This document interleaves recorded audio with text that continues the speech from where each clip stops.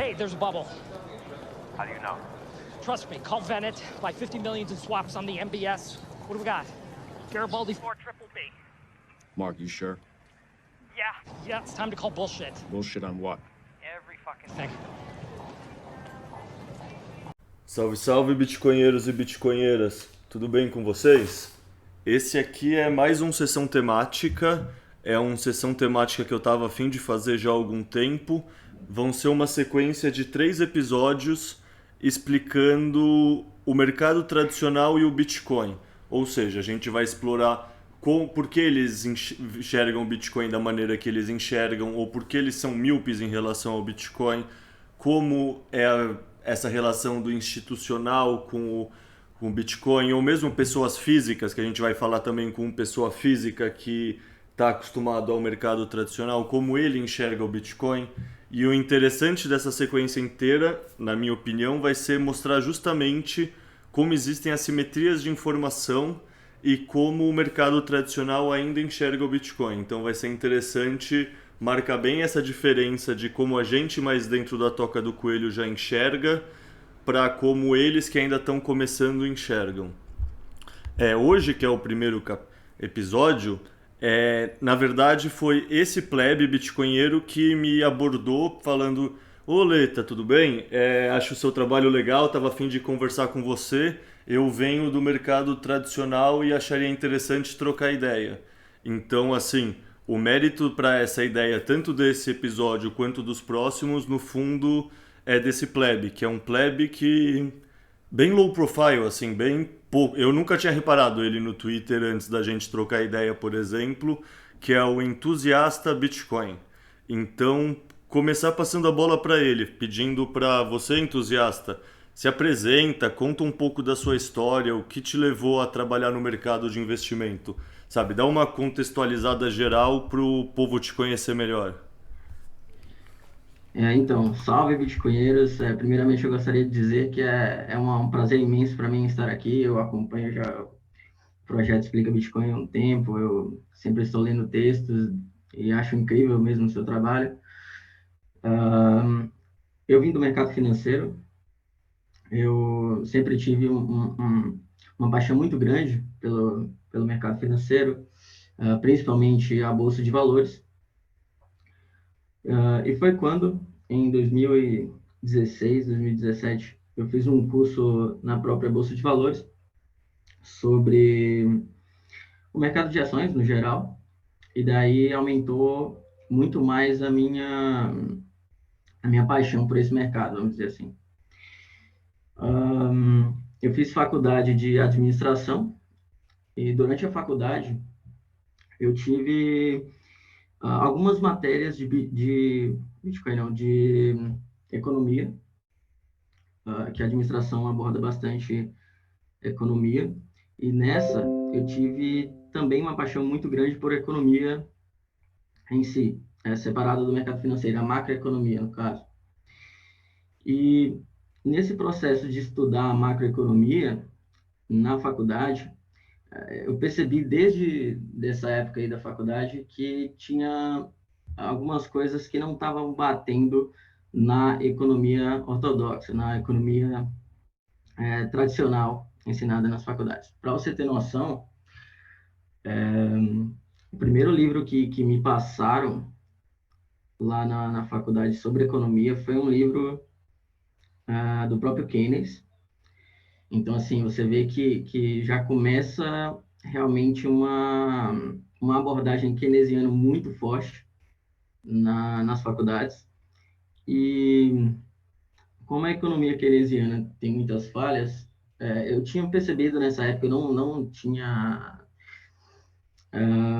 uma noção muito grande de economia na época, eu estava iniciando meus estudos, mas eu já tinha percebido que existia algumas falhas nas quais eu tentei buscar a resposta dos próprios professores, e aí você via aqueles professores, né, com pós-graduação, normalmente nas universidades federais, mestrado e tudo mais, e eles respondiam de uma forma assim, vamos dizer, enrolando, não respondia de fato a pergunta. Eles inventam alguns motivos para não responder de fato às vezes, pergunta básica de economia, que não ficava claro na minha cabeça. Então, eu fui buscar. Eu vi que não podia contar com os professores para entender mais, e eu fui buscar na internet, né? Foi a minha forma, assim, de tentar achar resposta para infinitas dúvidas que eu tinha. E foi aí que eu me bati com o Instituto Mises Brasil e achei artigos interessantes que respondiam muito das dúvidas que eu tinha na época sobre a economia. E também eles têm uma biblioteca lá muito interessante. E eu comprei vários livros dessa biblioteca, né, da Escola Austríaca de Economia. Foi aí que eu entrei e conheci a Escola Austríaca de Economia. E aí foi quando também toda a economia passou a fazer sentido. Para mim, começou a encaixar, sabe quando tem aquelas peças que estão todas desconexas e aí você começa a encaixar ela. Não, agora sim tem um sentido aqui. Foi assim que eu comecei entrando, né, na Toca do Coelho, da Escola Austríaca de Economia. Logo depois, eu fiz a prova da Ancorge, né, que é para ser assessor de investimentos. Entrei para trabalhar com o mercado de investimentos. Deixa eu te interromper aí e fazer uma pergunta. Ou seja, estudando a Escola Austríaca de Economia no Mises, mesmo assim você ainda estava direcionado para se tornar um assessor de investimento e trabalhar no mercado tradicional, porque você, mesmo com a escola austríaca, ainda não tinha enxergado o Bitcoin? Correto isso? Sim, correto. Assim, eu conheci o Bitcoin em 2017. Então, assim, eu conheci o Bitcoin, mas faltavam alguns pontos para ser ligados aí entre a escola austríaca e o Bitcoin na minha cabeça. Uma das coisas que quando eu comecei a estudar a escola austríaca, que eu entendi foi o ciclo econômico que a escola austríaca explica, os ciclos de mercado, ok? Nesse ciclo de mercado, a escola austríaca explica muito bem, né, como eles controlando os juros causam bolhas constantes em períodos parecidos. Inclusive, eu entendi a crise de 29 daí, que é toda aquela história de que a crise de 29 foi causada pelo livre mercado. É uma mentira, que inclusive falam sobre isso na faculdade, como se o livre mercado não funciona, porque um exemplo prático disso foi a crise de 29, e quando a gente vai mais a fundo, a gente percebe que, na verdade, foi uma distorção aí causada pelo próprio governo com crédito barato, desde de 1920, né? E começou, na realidade, a ter esse crédito, ter essa possibilidade, né, de expansão monetária desde 1913, que foi um ano antes de começar a Primeira Guerra Mundial, que foi quando o padrão ouro, de fato, saiu dos Estados Unidos, apesar de no papel foi em 1971, com o presidente Nixon. Em 1913 já teve uma saída do padrão ouro, no sentido de só as instituições poderiam converter em ouro. Entende? Então, é óbvio que isso vai gerar corrupção, não tem jeito. E daí que, voltando agora à sua pergunta, eu não tinha entendido ainda o Bitcoin às vezes, por uma questão de definição das coisas. Eu acho que um ponto central aqui, eu ainda acreditava no sistema Fiat, pela questão de eu não tinha entendido ainda a inflação como ela é, de verdade. Porque, assim, a gente, na escola austríaca, a gente sabe que imprimir dinheiro causa inflação, mas Isso é uma definição errada. Imprimir dinheiro não causa inflação. Imprimir dinheiro é a própria inflação. E essa definição errada pode causar uma confusão e levar a acreditar que o sistema Fiat ainda faça sentido. Não sei se deu para entender o que eu estou dizendo. Pra mim deu, pra mim faz bastante sentido. Porque, assim, quando a gente tem que a inflação é o aumento generalizado nos preços, a gente tem, então, uma definição diferente de inflação. Uma coisa muito importante é a gente definir as coisas como elas realmente são, né? Então, quando você tem uma distorção de definições, isso pode mudar completamente sua visão sobre tudo. Quando eu entendi que a inflação não é um aumento generalizado de preço, mas o aumento da base monetária, foi aí que eu entendi que o sistema Fiat não, não fazia mais sentido nenhum. Porque até como o Michael Saylor explica, é como se fosse um gelo que o seu patrimônio é como se fosse um gelo que vai derretendo ali conforme a inflação vai aumentando, porque não tem como você acompanhar a inflação através do investimento no mundo fiat, né? Porque, por exemplo, você pega o exemplo aí do Warren Buffett, que é, vamos dizer assim, o maior investidor aí talvez da história, né, do mercado financeiro, que é o máximo que todo investidor, né, busca se espelhar aí no Warren Buffett e tudo mais. Todas as casas de análise sempre estão citando aí ó, como a referência máxima, né, do mercado tradicional. E se você pegar mesmo ele, tem uma média anual de 19% de rendimento ao ano. Então, assim, a média de impressão monetária no Brasil, nos últimos 20 anos, é de 20% ao ano de impressão monetária. Então, essa é a verdadeira inflação. Nem que você investisse como Warren Buffett, você conseguiria vencer a inflação.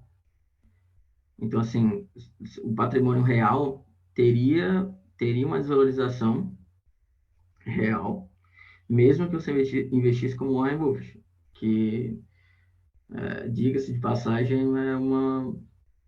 é uma coisa bem difícil, né? Porque nem mesmo as maiores referências que a gente tem no Brasil aqui de fundos e tudo mais, os caras têm dificuldade de bater até mesmo a taxa CDI.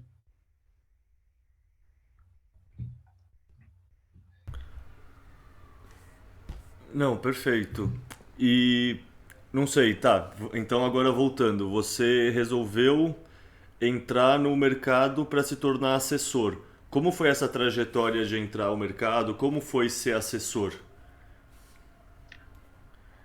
Então, no início, é um pouco assim, eu acho que é um pouco maquiado do que realmente é, sabe? A visão de fora de um assessor é muito diferente de quando você está lá dentro. Pelo menos para mim foi assim. Pela questão do seguinte, ah, os próprios assessores, eles possuem um incentivo muito grande a recomendar. No caso, o assessor não faz recomendação, mas assim, a meio que indicar ativos que são mais rentáveis para a corretora, porque eu não sei se você sabe, mas os assessores eles são remunerados através de uma porcentagem do que a corretora recebe. Então, assim, a corretora recebe, divide meio a meio com o escritório divide meio a meio com o assessor. Então, é uma comissão. E produtos E é, pergunta, produtos diferentes têm comissões diferentes? Por... sim, sim, sim, sim, sim. Então, o que é que acontece? Ahn, o assessor que mexe normalmente muito na carteira, dos seus clientes, ele acaba tendo uma remuneração maior. Mexer no sentido de movimentar a carteira. Ele vai ter uma remuneração maior pela questão de, quando o cara paga mais taxa ali de movimentação, vamos dizer, um cliente que faz trade toda semana, ele movimenta muito mais do que alguém que não mexe lá, deixa as suas ações compradas por longo prazo e não mexe nunca. Então, esse cliente que está movimentando ali toda semana, ele vai dar uma remuneração muito maior do que aquele que simplesmente deixa lá. Porque cada movimentação, o cliente vai pagar uma taxa, e essa taxa, uma parte vai para o assessor, entende? Então, assim, existe um incentivo muito grande do assessor querer fazer com que o cliente movimente a carteira. Esse foi um dos meus primeiros problemas quando eu de fato comecei a atuar como assessor, porque jamais eu vou recomendar a alguém aquilo que eu não acredito. Então, se eu tinha uma filosofia na época de investimento para longo prazo, de não movimentar, eu acredito muito naquele velho ditado que existe no mercado de dinheiro é igual sabonete, quanto mais você mexe, mais ele some. E isso é muito verdade. Quanto mais o cara tá ali tentando movimentar, acompanhar o mercado, mais a probabilidade dele acabar perdendo dinheiro nessas transações, e quem vai ganhar ali é a corretora e os assessores. Então, assim, eu tive um receio quando eu estava atuando por causa disso, porque eu tinha filosofia de investimento para longo prazo, não recomendava de jeito nenhum que meus clientes movimentassem muito a carteira, porque não era o que eu faria no lugar deles, certo? E então jamais eu iria recomendar isso também. E é uma diferença muito grande, não é uma diferença assim de pouco tamanho. Quando um assessor tem uma carteira aí, por exemplo, de 10 milhões sobre sua custódia, isso daí pode diferenciar 30 mil mensais, entendeu? É uma diferença bastante grande. E, então, assim, existe um incentivo, sim, ao assessor acabar recomendando aí mais movimentações do que deveria, ou produtos que remuneram melhor para ele, entendeu? Existe essa... Apesar de os próprios assessores quererem acreditar que não, que ele está fazendo melhor, de pensarem assim, no caso, é uma via de mão dupla, né? Como alguns assessores falam. No caso, eu estou ajudando o cliente, então seria justo ele investir aqui no que também remunera, traz uma remuneração melhor. Enfim, quando em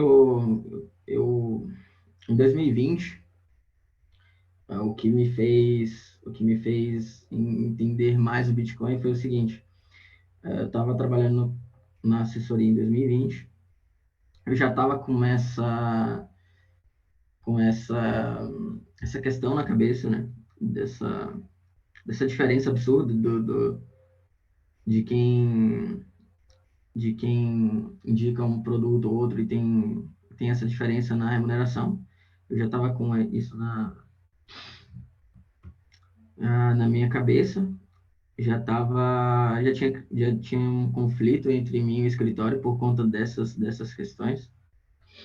E em 2020, quando houve a pandemia, os governos começaram a imprimir absurdamente, e o mercado começou a se recuperar rápido, mesmo com a economia pegando fogo, eu já senti que aquilo ali realmente estava uma distorção muito absurda.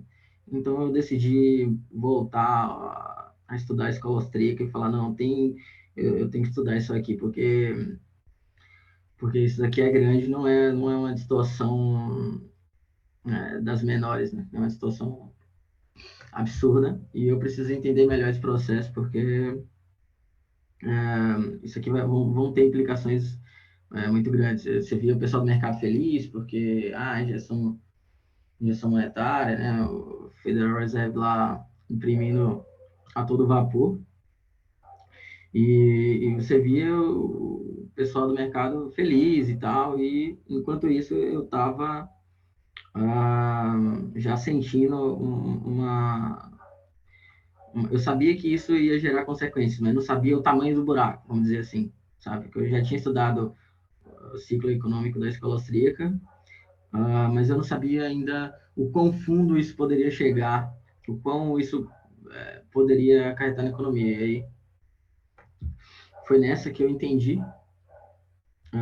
essa diferença que eu expliquei anteriormente sobre a inflação real e a inflação que o governo diz, né? Ser a verdadeira com o IPCA. Isso, Enfim, isso entra já numa pergunta que está na próxima da pauta, então junta essa história com a próxima pergunta, que é qual métrica de inflação o pessoal acredita? Porque assim, meu pai, que nunca estudou nada de investimento nem nada, ele sempre falou, filho, IPCA não é inflação de verdade. E tipo, qualquer pessoa que olha o aumento do custo de vida em seguro de saúde, em custo de mensalidade de escola, todo mundo sabe que IPCA não é inflação de verdade. No entanto, gerente de banco, assessor de investimento sempre usa IPCA, às vezes tem um investimento ou outro que usa o IGPM. Então, como é falado sobre a inflação dentro desses escritórios de assessoria? normalmente, eles tiram como medida o próprio IPCA mesmo, como medida oficial. Até porque há um incentivo financeiro para isso, né? Ah, a gente não acaba não prestando muita atenção que deveria a esse ponto crucial. E aí é o seguinte, o IGPM, ele calcula a inflação mais na produção, sabe? Então, assim, o IGPM, ele tem uma medida mais real do que a inflação, é uma medida privada, né? Mas ele também não é a medida real, porque a medida real é você pegar o aumento da base monetária. A medida real seria essa. A medida mais próxima dentre as medidas oficiais entre IPCA e o IGPM, aí o IGPM vai se aproximar mais da realidade. Porém, ele ainda não é a verdadeira inflação. O, a questão da inflação, quando, por exemplo, um gestor de fundo, inclusive lá na pandemia, a gente tinha muito gestor de fundo que conversavam com a gente, explicando, né, sobre a visão dele do cenário no geral, e muitos falavam uma coisa que até ficou na minha cabeça, que é o seguinte: nesse cenário de que os governos estavam imprimindo, quem vai se beneficiar com isso, né, com essa impressão toda? Na explicação deles, seriam as empresas da Bolsa, porque, parando para pensar, as empresas da Bolsa, para você ser listado na Bolsa Brasileira, você já tem que ter um tamanho relevante. E as empresas da Bolsa são as empresas mais beneficiadas dessa impressão, certo? Que são as empresas que estão ali normalmente junto ao governo, né? Se beneficiando dessa inflação, porque o governo imprime e acaba beneficiando essas empresas. Por que elas se beneficiam também da inflação? Porque as empresas maiores, elas conseguem estocar. E elas, estocando, elas conseguem um preço menor antes, ok? E as outras empresas que não têm caixa, as empresas menores que não têm caixa para estocar e conseguir um preço anterior, acabam tendo um giro maior de produto, e nessa que ele gira mais os seus produtos, ela vai ter que comprar por um preço maior e, consequentemente, vender por um preço maior. Não vai conseguir competir o preço com as grandes do mercado, entende? E nesse processo, as empresas da Bolsa têm uma vantagem enorme, tanto pela inflação, tanto pelo próprio dinheiro que recebem do governo. Então, assim, nisso daí eu já tinha percebido, pô, que não é uma coisa legal, vamos dizer assim, não é uma coisa que deveria acontecer dessa forma, sabe? E a distorção de mercado causada por essa impressão e toda essa movimentação que foi feita na época da pandemia me fez sair da assessoria, porque tanto sair da assessoria, mas antes de sair da assessoria, eu já nesse processo eu também já saí quase totalmente da bolsa. Eu fiquei com uma ou duas ações e já entendi, já não estava me cheirando bem todo esse universo fiat. Já estava, eu já tinha entendido que não estava legal, sabe? Já tinha entendido que a distorção estava muito. Como é que você vai, por exemplo, eu gosto de pegar as métricas para analisar as empresas. Como é que você vai analisar as empresas e você vai analisar as métricas se toda a economia está distorcida? Não tem como. É a mesma coisa de você dar tiro no escuro, não tem como, não tem como. Você não vai conseguir analisar as empresas com toda essa distorção de mercado, sabe? A não ser que você tenha informações aí privilegiadas, é muito difícil um investidor normal conseguir assim acertar as empresas que realmente estão saindo bem. Como é que você vai saber se a empresa está se saindo bem ou se não foi simplesmente uma distorção de mercado, o governo ajudando, sabe? Não tem como, porque tudo na economia fica distorcido, também por conta do próprio governo controlar o preço do dinheiro, né? É igual você vê muito liberal, o pessoal do mercado falando a favor do livre mercado, mas ao mesmo tempo defendendo o sistema do Banco Central controlar a taxa Selic, que é um absurdo, é um absurdo. É a mesma coisa, porra, você está controlando o preço literalmente de toda a economia, porque é o preço do dinheiro, sabe? Como é que você não defende, pô, o controle de preço do leite, sabe? E vai defender o controle de preço de toda a economia? Não, não faz sentido isso, mas é uma... o que eu entendo é o seguinte, mas é uma volta tão grande que eles fazem no ensino, desde do colégio, a gente já aprende coisas distorcidas. Então, quando você vai para a faculdade de, de economia e vai para... Eu fiz...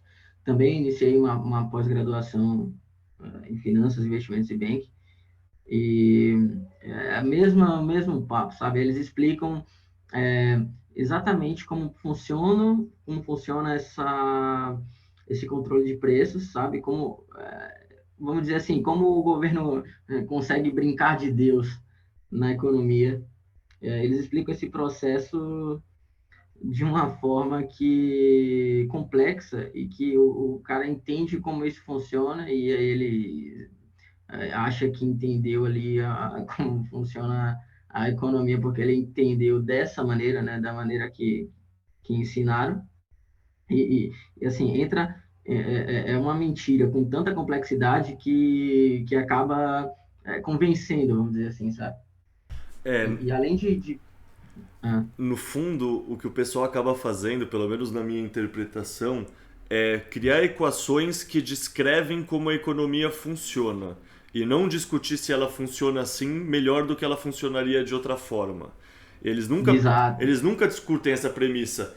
Será que o nosso modelo está exato. realmente aderente à realidade ou teria um modelo melhor? Uma maneira mais eficiente de se controlar a economia, que é o não controlar a economia.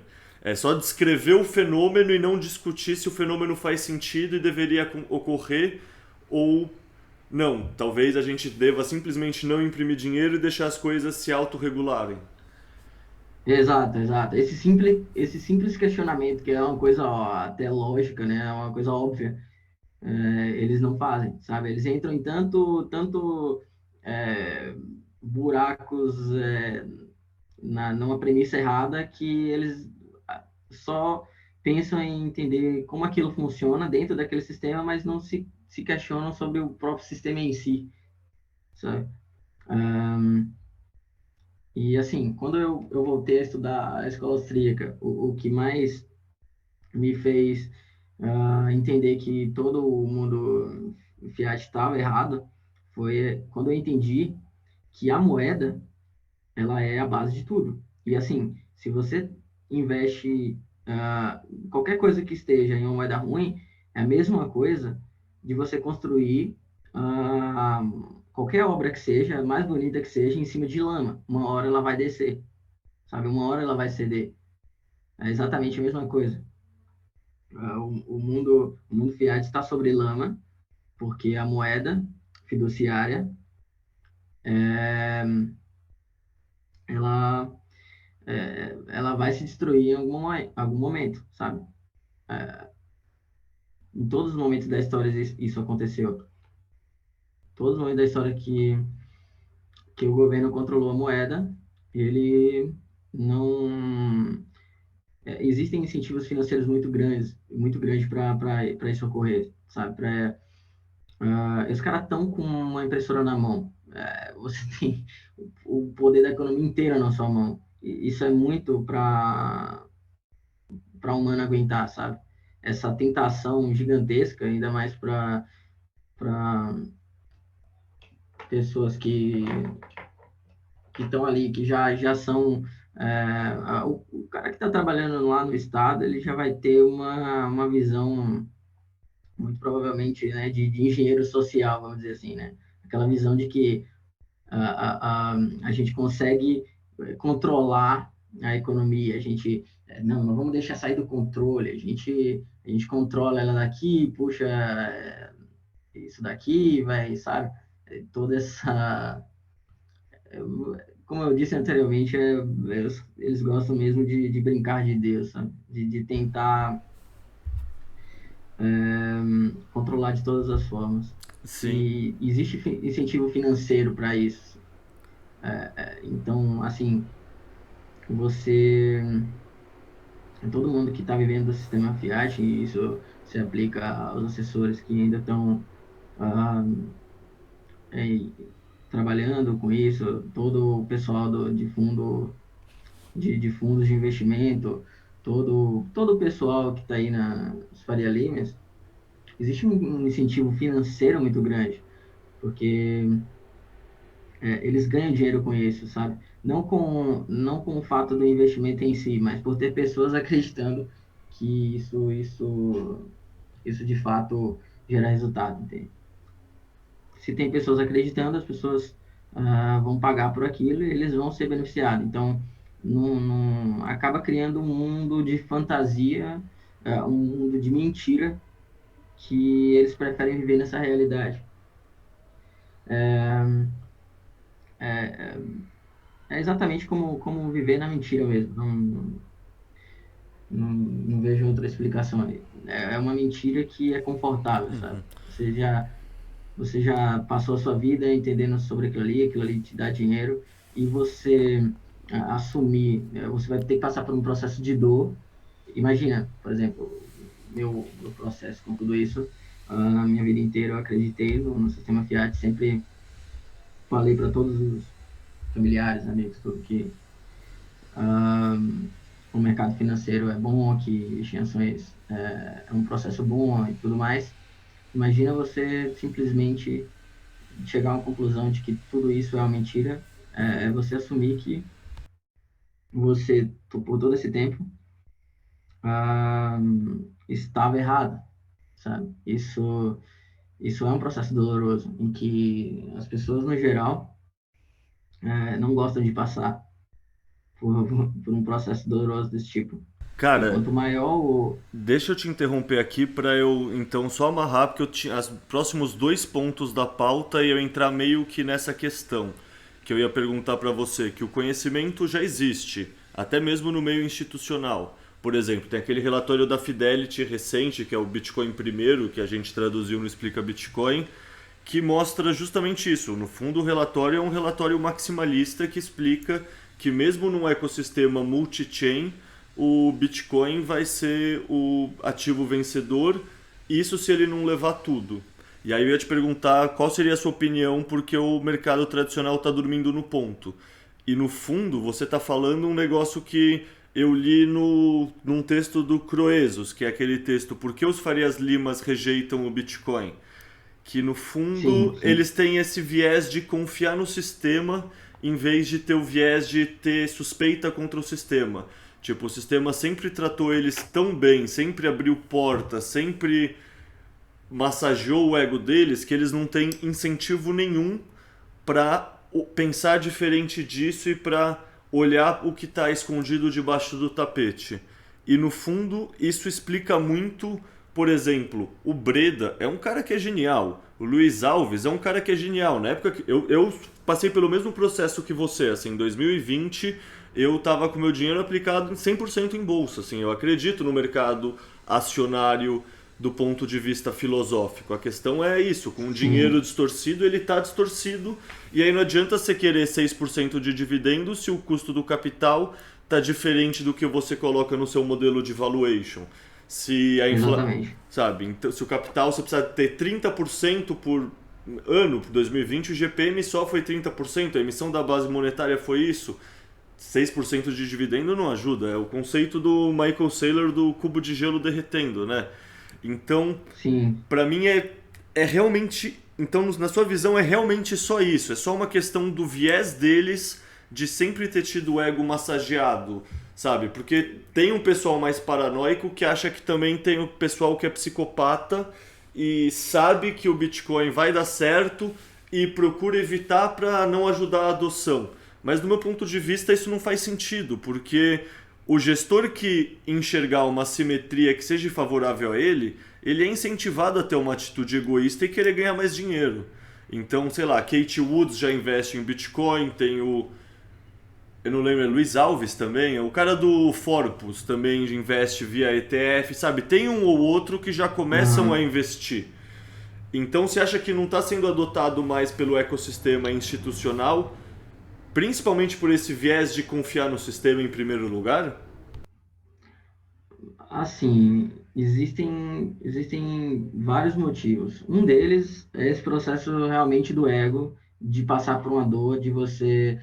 porque, assim, você assumir que você estava errado, é você também assumir que você passar de um mestre do sistema fiat para ser um aprendiz ali do Bitcoin, sabe? Você vai...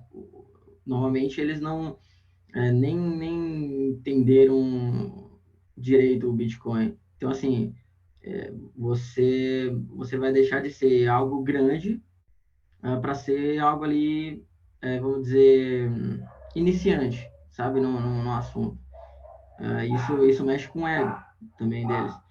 Além do ego, existe também a questão que eu falei sobre as próprias faculdades ensinarem a economia keynesiana, e que é uma visão que a gente tem desde da nossa infância, a visão positivista do Estado, que ele funciona, que ele pode controlar a economia, que a crise de 29, isso não é nem faculdade, crise de 29 a gente aprende no colégio, que é uma distorção causada pelo livre do mercado, é assim que eles ensinam, sabe? Então, ah, a gente tem esse viés estatista desde a infância, né? Uma coisa já que tá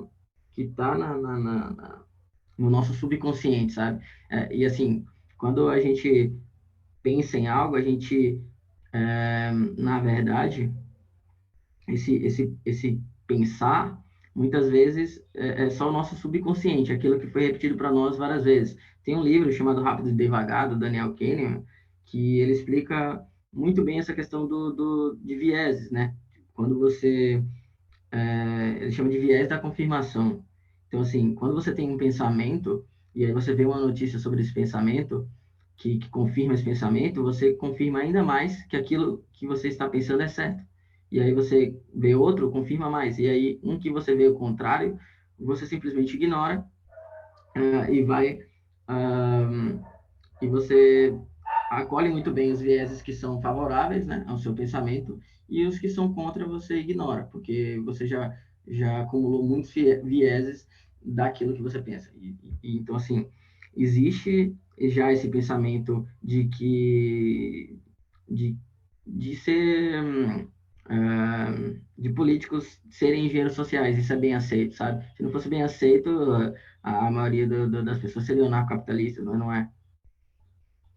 Inclusive, então assim, existe já essa ideia na cabeça deles, que é um ponto de dificuldade muito grande. Quando eu caí na toca do coelho de vez, que eu entendi que o sistema FIES por inteiro é podre, eu já entendi a escola austríaca, mas por uma questão de que eu já buscava entender o que de fato era verdade, sabe? É diferente da pessoa que simplesmente aceita os pontos de vista que são lhe ensinados como uma verdade absoluta. E assim, porque, por exemplo, você vê lá, a maioria dos economistas vão ter como ponto de referência alguém que foi muito bem sucedido nessa área. Então, assim, eles vão ver lá, o Warren Buffett. Pô, o Warren Buffett não acredita no Bitcoin, logo, ele deve estar certo, sabe? Então, assim, ele acredita nesse sistema, logo esse sistema deve estar certo. Ele se autoconfirma, não por um pensamento próprio, mas por um pensamento daquilo que ele já tem como referência, sabe? E, além disso, então, assim, um dos pontos é o próprio ego, que é você assumir mesmo que está errado, e isso é um processo complicado. Um outro ponto seria esse que eu falei, já as nossas instituições que ensinam dessa forma, a gente pensar dessa forma. E assim, um outro ponto seria o incentivo financeiro, porque estar nesse sistema dá dinheiro, então assim, eu tô ganhando dinheiro aqui, então eu nem quero acreditar que isso aqui esteja errado, sabe? Né? Nem quero saber, isso aqui tá funcionando para mim, não tem por que eu mudar a minha forma, sabe? É exatamente esse ponto de vista também.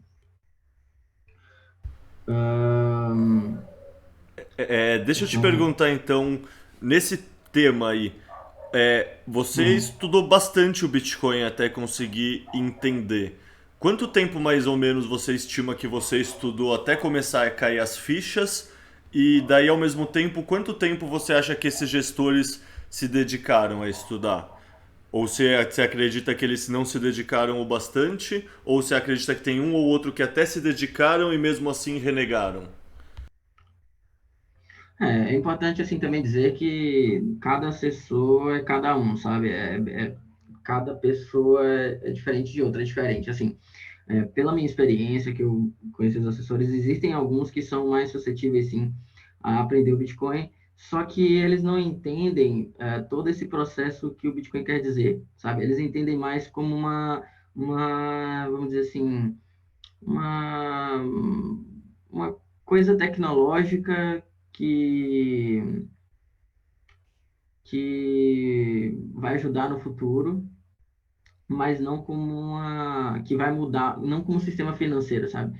Eles entendem mais como uma moeda digital que vai crescer, mas não como um sistema financeiro, sabe? Que o Bitcoin, ele, ele é um sistema financeiro. Ele é uma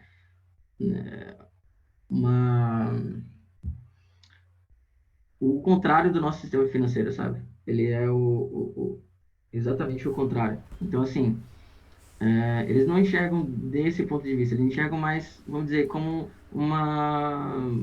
parecido com uma empresa tecnológica, vamos dizer assim, sabe?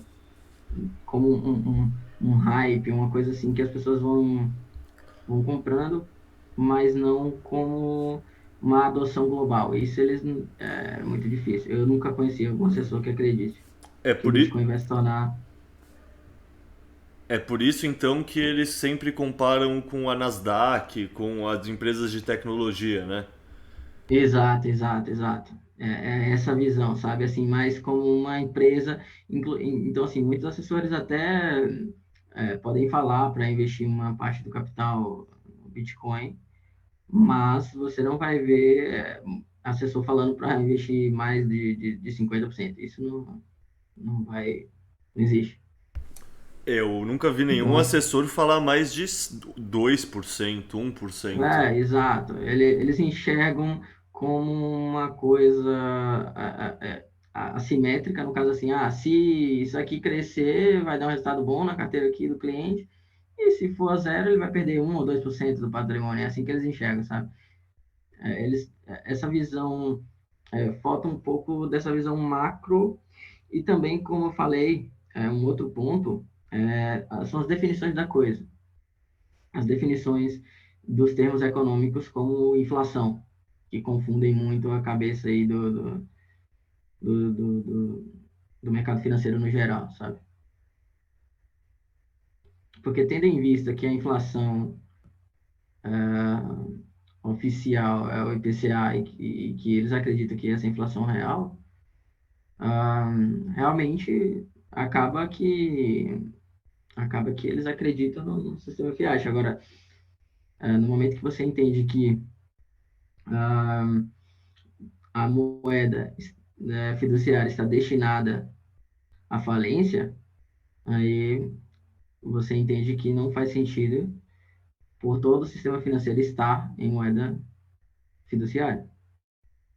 Então, assim que a moeda se deteriorar, o sistema financeiro vai junto, não tem como. Eles estão, vamos dizer assim, o pilar que está por debaixo é a moeda de toda a economia. A economia é baseada na troca e também tem isso, né? Também tem isso. A econometria, a, a, que ensinam nas faculdades de economia, de que a economia pode ser calculada, isso traz uma visão diferente para os economistas, porque eles acham que conseguem, de alguma forma, calcular e, e fazer previsões assertivas de taxa Selic, etc., daqui a 1, 2 anos, coisas que refutada pela Escola Austríaca de Economia, inclusive um livro muito bom sobre isso é o Ação Humana, do Mises, que nesse livro ele explica muito bem sobre a praxeologia, né? Que, na verdade, a economia não são números, sabe? São pessoas com motivações que fazem trocas. E quando você entende a importância das trocas e das motivações pessoais, você entende um jeito diferente de economia. Você entende que a economia não pode ser centralizada da forma que a economia tradicional ensina a ser. Entende que a economia precisa ser descentralizada, pois o cálculo econômico, explicado por Mises, ele explica exatamente isso, esse conceito de que o governo ele não sabe, ele não vai saber o que cada pessoa quer, as vontades de cada um, porque as vontades são individuais. Só a pessoa mesmo para saber o que ela realmente deseja, o que ela realmente quer. Então, se ela vai trocar um, um bem por outro, e quando a gente tem um bem que faz essa intermediação, né, que é chamada de dinheiro, que é a moeda, então esse bem, quando toda a economia está usando um bem que está se deteriorando, todas as trocas e todas as instituições, empresas feitas que estão em cima dessa mercadoria, desse bem, no caso, que é a própria moeda, estão também fadadas a falir junto. Não tem para onde correr. Então, assim, a mesma coisa de toda a base, toda a pilastra da economia simplesmente está rachada, prestes a quebrar, mas ninguém está enxergando isso, ninguém quer acreditar nisso, sabe? Deixa No, eu. no caso. Não, não, continua, continua. Não, eu tô falando assim, ninguém, no caso falando do próprio mercado financeiro, as pessoas do mercado financeiro. Ah, não, claro. Deixa eu perguntar então, numa intersecção que tem entre o Bitcoin e o mercado financeiro, que é. Você acredita que as ferramentas de valuation tradicionais servem para o Bitcoin? E você já viu outros assessores discutindo esse tema? Porque eu lembro de conversar com o assessor e o assessor falando: ah, eu não posso investir em Bitcoin porque eu nem sei quanto ele vale. E isso no fundo é isso, falta a ferramenta de valuation para ele conseguir entender o Bitcoin. Então, sei lá, queria ouvir sua Não, opinião disso. olha, em minha opinião não serve, porque a questão do valuation é o seguinte, é você trazer o fluxo de caixa a valor presente para você saber o quanto valeria pagar naquela empresa agora, ah, em questão de quanto você vai ganhar futuramente. Então, assim, é você trazer a valor presente o quanto a empresa fatura, gera de caixa, etc. Tem vários motivos de várias formas de fazer valuation, né? E é uma maneira de você avaliar ali uma empresa. Mas no caso do Bitcoin, isso não existe. Porque o Bitcoin, ele não é uma empresa que geradora de caixa. Não tem nada a ver com isso. O Bitcoin, ele é um hedge, sabe? Ele não é um ativo que vai te gerar uma receita mensal, ele é um hedge contra todo o sistema financeiro, uma forma de proteção. E você não tem como saber quanto vale o Bitcoin, porque você não tem como saber o quão fundo as moedas fiduciárias podem ir. Não tem chão. Ah, então, não existe isso de ter um valuation para o Bitcoin, até porque, vamos dizer que todas as pessoas do mundo adotem o Bitcoin, certo? E você vai medir o valor do Bitcoin baseado em moedas fiduciárias, as moedas fiduciárias vão sempre vão ter caído absurdamente em relação ao Bitcoin. Então, se você tem o Bitcoin como um sistema financeiro internacional e todo mundo usando como um padrão internacional, mesmo assim, mesmo que todas as pessoas usem o Bitcoin e as moedas fiduciárias não existam mais, ele vai continuar ganhando valor, porque ele é uma moeda deflacionária e com a tecnologia, os bens e serviços vão ficando cada vez mais baratos. E isso era para acontecer, sabe? Então, assim, com um pedaço de Bitcoin, seja qual for a fração, você vai cada vez comprar mais coisas, mesmo que ele já tenha engolido todo o mercado tradicional. Ainda assim, ele vai continuar se valorizando, porque você vai ter bens e serviços mais em conta por conta da tecnologia e o avanço, sabe? E é um processo natural. E se você for ver, o preço dos bens e serviços hoje estão mais baratos. Quando a gente compara as moedas fiduciárias, a gente vê que estão mais caras, mas em relação às moedas fiduciárias. Se você comparar com uma moeda ah, mais estável, por exemplo, se você pegar o ouro e comparar o preço da cesta básica, dos alimentos básicos, o preço de tudo diminuiu. Então, na verdade, o preço das coisas não estão aumentando, estão diminuindo. Só que é a moeda fiduciária que está desvalorizando e cada vez a gente precisa de mais moedas para poder comprar um mesmo bem.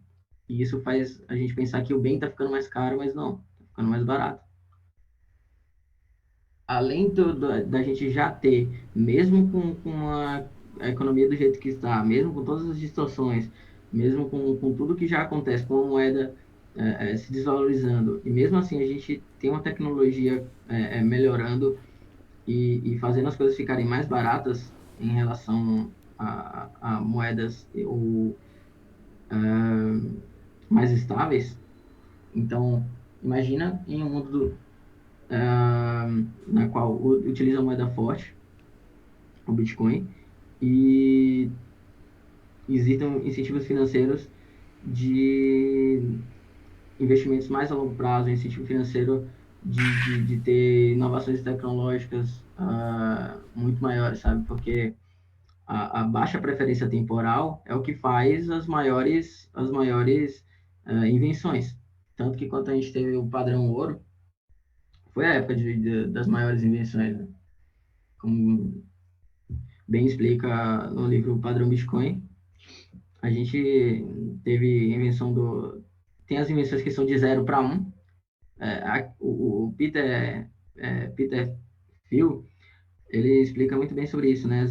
No livro de 0 a 1, é um livro interessante também, ele explica que tem as invenções de 0 a 1, que são as invenções que surgem do nada, e tem as invenções que de 1 para alguma coisa, né? Que, no caso, isso significaria dizer que existem as invenções que surgem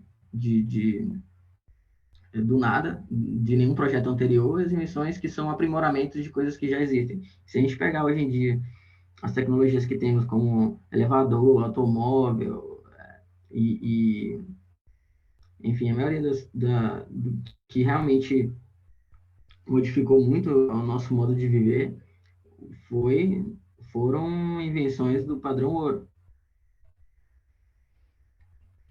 Então, assim, imagina os dois movimentos. Imagina tanto uma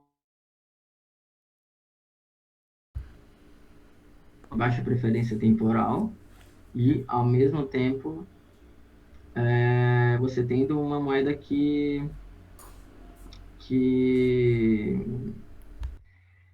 vá cada vez ficando mais escasso, sabe? A gente teve o mesmo ouro não sendo nem, na minha opinião, não chega perto do que o Bitcoin é. Ele nos deu a época aí de maiores invenções da história. E deixa eu fazer uma pergunta mais pensando de novo nos assessores. Como você acha que vai evoluir a visão deles na questão de alocação pensando num portfólio tradicional? Porque é isso, hoje em dia o pessoal vê realmente como, no fundo, como uma opção sem prazo de validade, né? Uma put sem vencimento, contra, sei lá, que está garantindo contra o colapso dos bancos. E isso, em qualquer portfólio, você pensa em 1%, talvez 2%. Como, e você já está numa alocação, pelo que eu entendi, no seu portfólio muito maior. Você se desfez de toda a sua posição da Bovespa para virar para o Bitcoin. 100%. Então 100%. assim, com certeza, e assim, eu tô te perguntando isso porque eu passei esse processo. Eu comecei com 1%, daí eu fui para 5%, daí eu aumentei para maior posição de ações da minha carteira. Então, como você acha que vai ser essa evolução? Como foi a sua evolução e como você acha que vai ser essa evolução no, sei lá, em gestora de investimento, em assessor, sabe? Como você vê, sei lá, o pessoal daqui a, sabe, 5%, 10%, como você vê essa evolução? Assim, é difícil falar em termos gerais, porque cada pessoa tem seu jeito particular de pensar, né? Mas, e também depende de quanto a pessoa está aberta a novas ideias e a entender. Quanto mais a pessoa, o investidor, ah, tiver vivendo na mentira e não querendo acreditar, quanto mais ego ele tiver e viver mesmo na mentira dele, que funciona para ele no curto prazo, eu acredito que mais demorado vai ser para ele entender, a ponto de dele poder realmente perder quase todo o patrimônio se ele se manter nessa ideia tradicional, sabe? É a mesma coisa, isso para mim é a mesma coisa de qualquer pessoa que vive na mentira em qualquer área da vida. Por exemplo, a pessoa que vive querendo sair da realidade, não quer encarar a realidade e vive e vai viver na mentira, sei lá, vai usar droga, fazer qualquer coisa. Uma hora, tem uma frase de Ayn Rand que eu acho interessante, que assim, você pode até ignorar a verdade, mas não pode ignorar as consequências de ignorar a verdade. Então, a consequência ela vai chegar e os que se adaptarem logo vão conseguir um retorno maior e os que demorarem menos, ou que demorarem mais de entender a realidade, vão perder uma boa parte ou todo o seu patrimônio por conta dessa demora. E assim, e aí que entra até uma questão de até um pouco de darwinismo, vamos dizer assim, né? Aquelas empresas, eu acredito que as empresas menores e vão se adaptar mais rápido ao Bitcoin, sabe? Porque elas não recebem tanto benefício do sistema fiat. Então, eu acredito que não é um processo de cima para baixo. Eu não acredito que as empresas que são beneficiadas do governo vão entender isso. Eu acredito que eles vão ser o último a entender isso. Porque enquanto eles puderem lutar e permanecer ali, né, perto permanecer o Leviatã, né? Permanecer o status quo, eles vão querer que o sistema continue. Então, assim, se eles entenderem o Bitcoin, eles podem até, uma ou outra, comprar o Bitcoin no sentido de proteção. Não sei se eles vão anunciar, né, para não incentivar, talvez.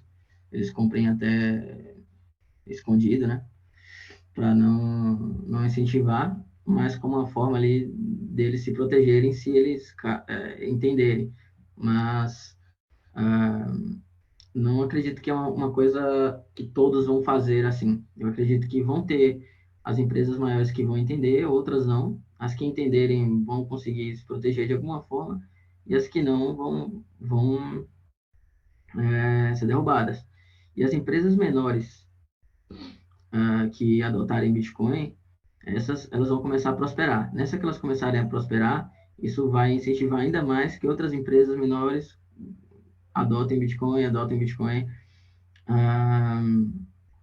até que isso forme um movimento muito grande. Essas empresas vão crescer, certo? E essas empresas vão se tornar as novas empresas maiores do padrão Bitcoin. E as outras que dependem do Leviatã agora, eu acredito que vão estar realmente complicadas no futuro. Se não entenderem o Bitcoin, vão estar realmente complicadas. É que tem muito modelo de empresa hoje em dia que é só conseguir vender crédito para as pessoas para se aproximar mais da impressora, no fundo, né? Você vê uma loja de roupa, na verdade não, ela oferece um crediário. As Casas Bahia oferecem um crediário, a Magazine Luiza oferece um crediário. Várias das empresas, tipo, o modelo de negócios dela é basicamente vender dívida e ganhar acesso a dinheiro diferenciado, assim. Toda empresa tem como objetivo virar um banco para ele dar um cartão de crédito e fazer um crediário com as pessoas, né? Essas empresas Sim. não vão ter mais esse modelo de negócio, pelo menos.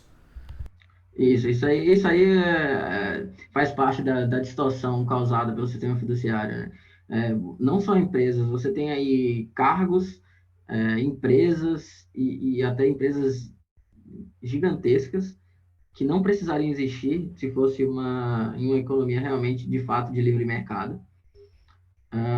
Tudo isso acontecendo para a gente ter uma noção de quanto a economia está distorcida, né? Você tem empresas grandes que em um sistema de livre mercado ela simplesmente nem existiria, mas elas existem justamente por causa desse sistema de crédito absurdo que a gente tem hoje no legado.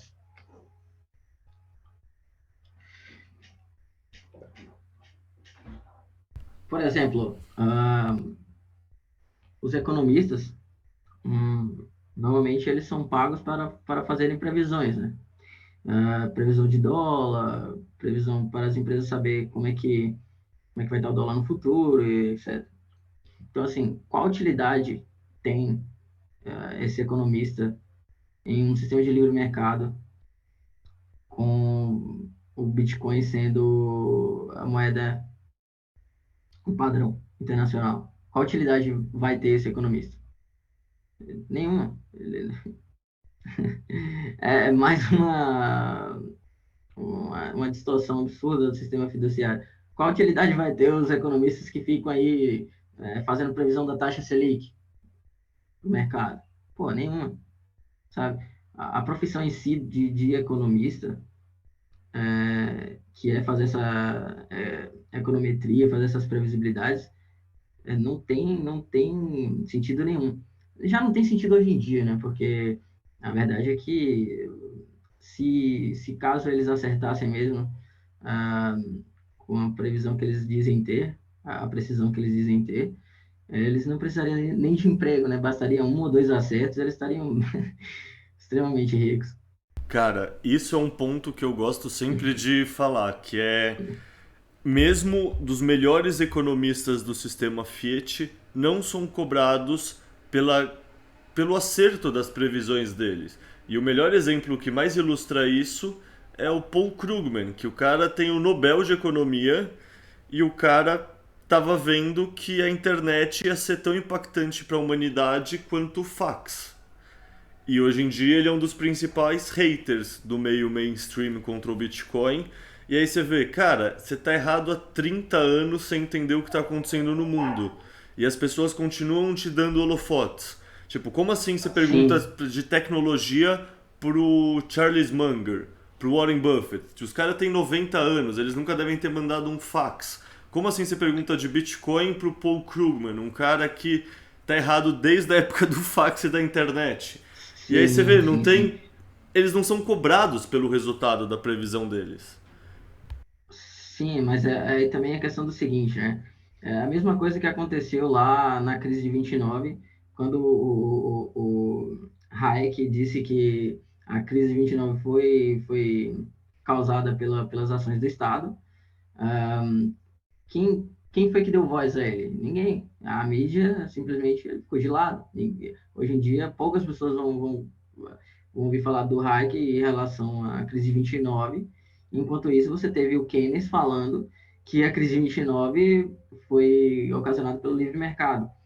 Aí, qual esses dois o governo quis propagar, né? Qual desses dois economistas o governo quis mostrar na mídia? Obviamente, o Keynes por dizer aquilo que o governo queria ouvir, né? Né, pensa a criança que tem dois pais, um pai que dá bronca e um pai que fala que tá tudo bem. A criança acaba Exato. preferindo o pai que fala que tá tudo bem. Mesmo que tenha feito muita merda, né? Ele vai preferir. É, não, só imprime dinheiro que você reaquece a economia e vai dar tudo certo. É muito ah, mais fácil Aí aceitar é. isso. É muito mais fácil aceitar isso do que lidar com dor. Exato, exato. Aí voltamos àquele assunto realmente da dor, né? Que é um processo de dor que as pessoas não querem passar. É exatamente É. isso. Falando em dor que as pessoas não querem passar, você acompanha o cenário macro? Porque, tipo, tá acontecendo, talvez, o começo agora, com o Fed, a enxugar o balanço. E aí, no fundo, a pergunta que eu queria te fazer de cenário macro é como você vê se desenrolando essa bolha soberana de crédito? Porque, por um lado, eles podem subir os juros e gerar uma depressão que quebra tudo. Por outro lado, eles podem continuar imprimindo e deixar aí uma hiperinflação comer solta. E o sonho deles é conseguir fazer uma desalavancagem estável. Ou seja, ficar uns 10 anos mantendo a inflação lá pelos 5%, 8%, uma coisa que mantenha andando assim, se equilibrando na corda bamba, nem gerar uma depressão e quebrar todo mundo, e nem gerar uma hiperinflação. E assim, dos três cenários, eu acho que esse cenário é o mais improvável. Mas eu não consigo imaginar. Assim, eu não sei se vai vir uma hiperinflação ou uma hiperdepressão. Isso eu não. Sei lá, sabe? Eu não. Os dois cenários me parecem igualmente prováveis de acordo com a ação deles. Então, te perguntar, você tem alguma visão de como você imagina que bancos centrais, Fed, esse povo todo vai agir? É isso, é exatamente como você explicou. O governo agora ele tem esse caminho, né? Ou ele aumenta os juros, acaba com a farra, né? Da impressão monetária e, e causa uma recessão absurda, absurda, ou eles simplesmente deixam a hiperinflação comer solta. Não tem como um meio caminho nesse termo, é impossível, porque já foi feito, sabe? E uma distorção tão absurda, não tem como simplesmente conter e fingir, não, vamos tirar aqui aos poucos, e isso, a gente vai contendo aqui, isso não existe. Isso é totalmente impossível.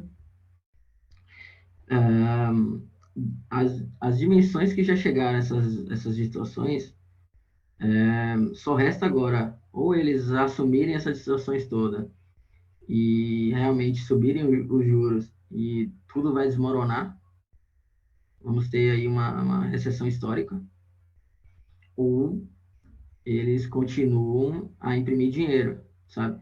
Porque se eles não imprimirem dinheiro, e como você falou, e encolher um pouco, como que essas empresas vão conseguir se manter nessa mentira? Não tem como. A verdade chega, sabe? Ela não tem como. Para ele alimentar a mentira, ele precisa imprimir, ele precisa gerar essa liquidez no mercado. E foi assim que chegamos a esse ponto, né? Já estava alimentando isso, já estava alimentando essa liquidez. Chegou na pandemia, simplesmente alavancou isso de uma forma absurda, absurda. Não tem nem palavra para explicar o tamanho dessa distorção que foi causada. E não tem como, não tem como eles simplesmente falar assim, não, agora a gente enxuga aqui, porque se eles pararem de alimentar, só isso daí já cai o mercado, ah, já vai causar uma recessão gigantesca, sabe? Não tem como fazer gradualmente, né? Eu entendi a sua dúvida. Fala assim, não, agora a gente imprimiu, agora a gente enxuga um pouco aqui desse dinheiro que imprimiu, vai subindo os juros aos poucos e vamos dizer, vamos para um cenário mais equilibrado, né? Esse é o sonho aí dos fiats. Eu não vejo esse cenário acontecendo também. É só que assim, se eu sou o Powell, se eu sou a Yellen, se eu sou, sabe, o pessoal do Banco Central Europeu, eu tô sonhando em conseguir fazer isso nesse momento.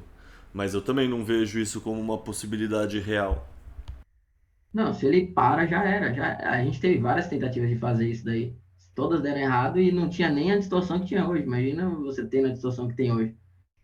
É impossível, você não tem como enganar as regras da economia, sabe? É a mesma coisa. Isso aí seria como você querer enganar as regras da economia.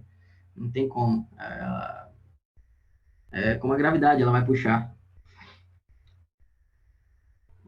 Eu acho interessante até, eu estava conversando com um tio meu, assim, eu sou de uma família de comerciante. E um tio meu, ele estava me explicando sobre os anos 2014, 2015, que eu não lembro se foi em 2014, 2015, que a Dilma fez aquele projeto do Minha Casa Minha Vida, e logo em seguida ele fez Minha Casa Melhor. Ela fez esse projeto Minha Casa Melhor, não sei se você lembra dessa medida que o governo Dilma fez logo que assumiu o governo. Nessa minha Casa Melhor, o que acontecia? O governo dava um cartão com, se eu não me engano, era R$ 5.000 para as pessoas da Minha Casa Minha Vida mobiliar a casa, comprar os móveis, etc. E aí, a loja do meu tio, uma loja de móveis, na qual é uma loja pequena de móveis, certo? Um comércio local aqui, e que as pessoas começaram a comprar.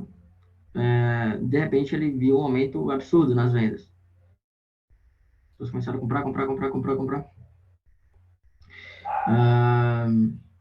E aí, a venda dele aumentou, acho que chegou a aumentar em 100 vezes por dia. Uma coisa assim, absurda.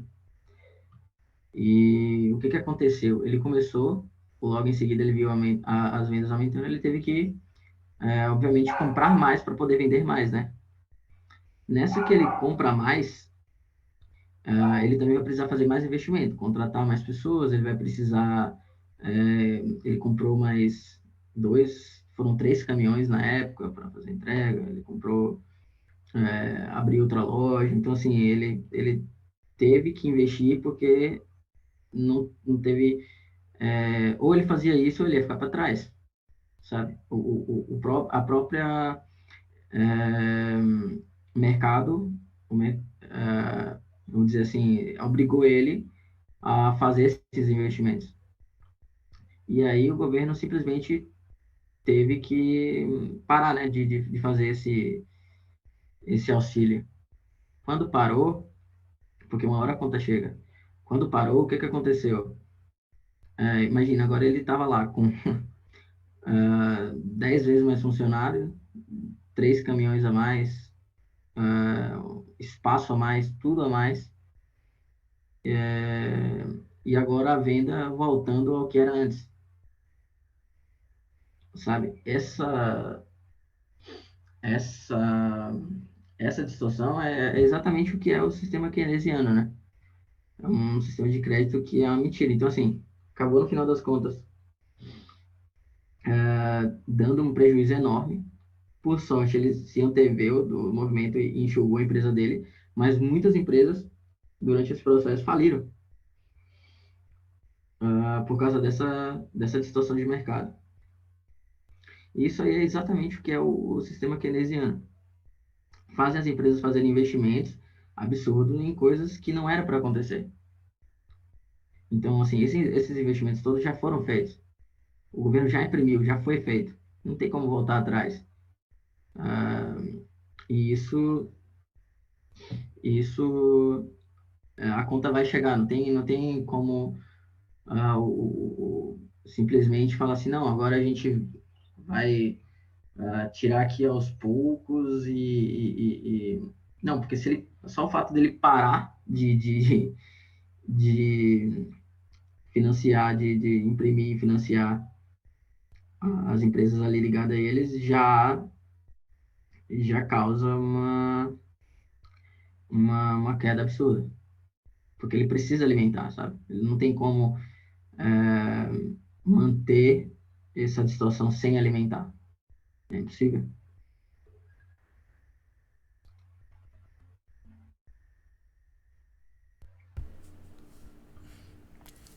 E só para dar um fechamento nesse sentido macro, a solução para esse contexto macro, seja de hiperinflação, seja de depressão, no fundo é a mesma, né? Que é um dinheiro que eles não consigam fazer isso, um dinheiro soberano que a gente está nessa podcast e sabe que é o Bitcoin. Concorda com isso? Sim, sim, com certeza, com certeza. É a única forma. Não existe forma dentro do Legacy, em minha opinião, de converter isso, sabe? Não, agora a gente vai fazer isso, vai fazer aquilo, todo esse papinho aí não tem como. Não tem como porque o Leviatã já, já funciona dessa forma e você não tem como mudar isso por dentro.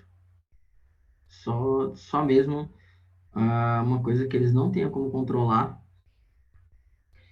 que seja realmente confiável, que não tenham como confiscar nem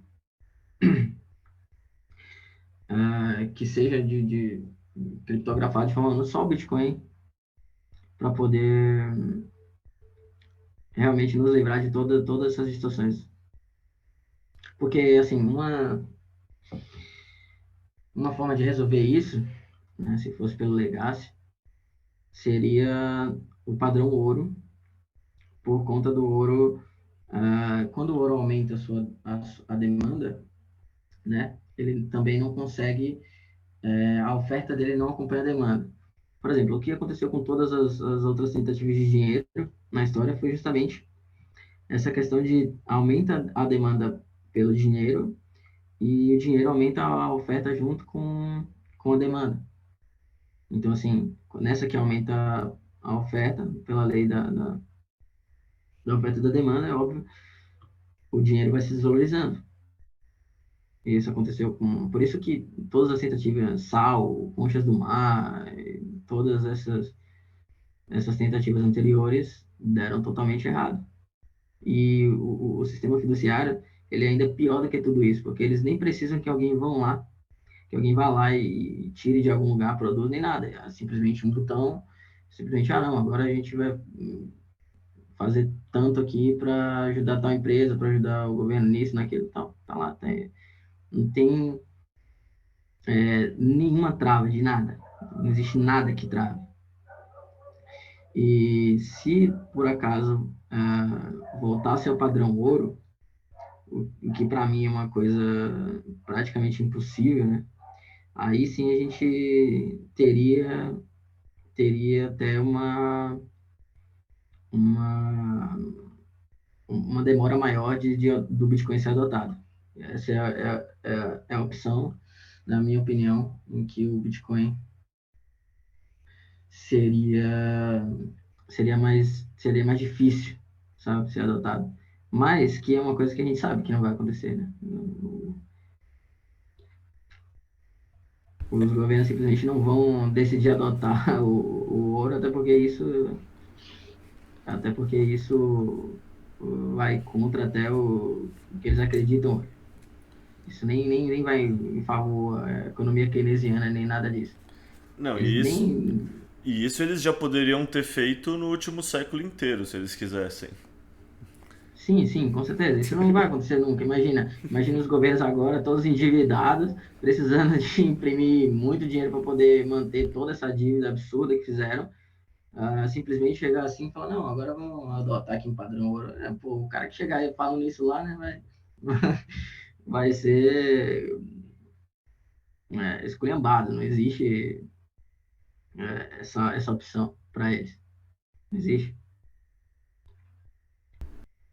Mas tudo isso, de certo ponto, acaba sendo um ponto positivo, de certa forma, para o Bitcoin, porque, assim, primeiramente, se não fosse esse abuso do poder que eles fizeram, não existia o Bitcoin, né? Até o Satoshi Nakamoto falou já sobre isso. Ah, essa distorção toda faz cada vez ficar mais evidente que a gente precisa de Bitcoin, sabe? Então, quanto mais eles tentam controlar, mais eles tentam é, é, fazer controlar a economia e fazer essa impressão de dinheiro absurda, mas eles também acabam incentivando o Bitcoin, porque cada vez que eles abusam desse poder da impressão monetária, mais fica evidente que o Bitcoin é necessário. Mais isso se torna óbvio. De acordo. No fundo, o Bitcoin soluciona um problema. O problema é o que eles causaram, né? Basicamente. Exato. Deixa eu te perguntar, entusiasta. Eu já esgotei a minha pauta aqui. Você falou que você tinha anotado alguns pontos. Você quer trazer eles ou a gente acabou cobrindo eles indiretamente aqui?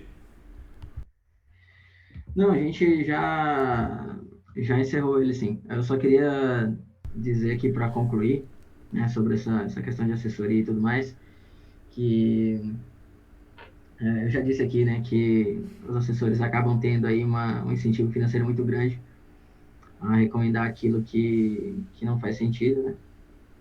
Veja, não estou dizendo no sentido ilegal da coisa, é uma coisa até... Não estou dizendo que eles estão sendo ilegal, sabe? Dentro do sistema Fiat eles estão legalmente, mas no sentido moral da coisa é uma coisa que para mim chega a ser absurda, sabe? Mas para concluir, aí o pessoal que está ouvindo que tem assessor ou que gostaria de um assessor, meu conselho é, cara, para que você precisar de um assessor, sabe? Para quê? Porque tendo em vista que todo o sistema fiduciário vai corroer junto com a moeda, não tem por que você ter um assessor, sabe? Pô, Bitcoin, o assessor é para aquilo que você vai investir dentro de uma corretora de valores imobiliários, e não para Bitcoin, não faz sentido. Então, o mais aconselhável é você ter sua carteira, estudar mesmo o Bitcoin por conta própria e juntar mais satoshis. Não podia concordar mais.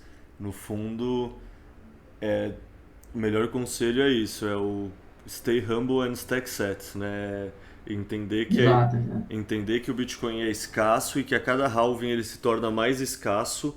Então, o que a gente consegue juntar nesse curto prazo, médio prazo, no próximo ciclo de halving inteiro, é o que vai fazer a diferença lá na frente, assim, porque a demanda continua e aumenta, e a escassez aumenta com ela e são emitidos cada vez menos. Então tem mais pessoas lutando por menos bitcoins sendo emitidos. É uma matemática muito simples, assim. Sim, exato. Agora, essa ideia de que assim, o Bitcoin acaba e não vai ter para todo mundo, eu discordo um pouco pela questão do seguinte: sempre, a cada vez que ele vai valendo mais, fica mais difícil alguém ter um inteiro e mais outras pessoas vão vendendo e isso vai passando para a mão de várias pessoas, entende? Então, assim,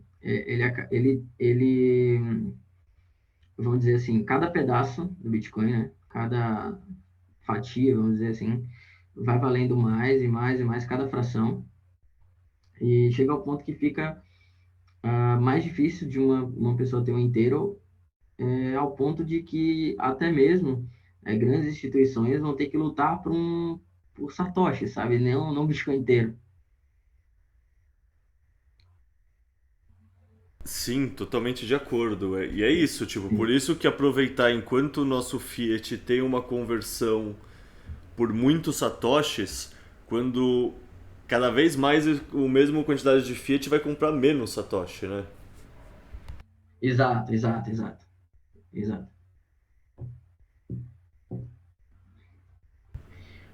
Inclusive, eu vi já uma discussão no Twitter sobre isso. Algumas pessoas que não entenderam ainda a diferença, falando assim, mas o Bitcoin, ele é divisível, inclusive um próprio, uma pessoa que trabalha na XP, né, deu essa deu essa mancada aí falando sobre a divisibilidade do Bitcoin como se tivesse como se tivesse Bitcoins infinitos porque ele é divisível. Cara, o cara, o cara que não tá no mercado financeiro e não entendeu a diferença entre divisão e multiplicação, puta que pariu, velho. Porque existe uma diferença muito grande entre um dinheiro ser multiplicável e ser divisível, né? Ah, divisível significa que o mesmo pedaço, cada vez mais, ele compra mais coisas, vale mais, e multiplica. A multiplicação é justamente o contrário, é uma coisa bem básica. Cada vez que tem mais, aquele pedaço vai valer menos. A questão de, de ser multiplicável é só uma questão de que todos conseguem comprar, mesmo que seja uma parcela menor, cada vez mais.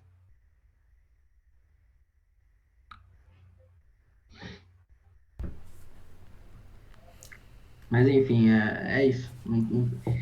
A assessoria de investimento é para o mundo fiat, é uma profissão do mundo fiat, não é uma. Se a pessoa já entendeu o Bitcoin, por quê? Por que que ela ainda precisa de assessor? Não faz sentido. Eu concordo inteiramente. Mas, bom, é isso então. Você quer fazer alguma consideração final? Mandar abraço pra alguém, sei lá? Eu queria agradecer aí, para mim é um prazer imenso estar aqui. E é isso.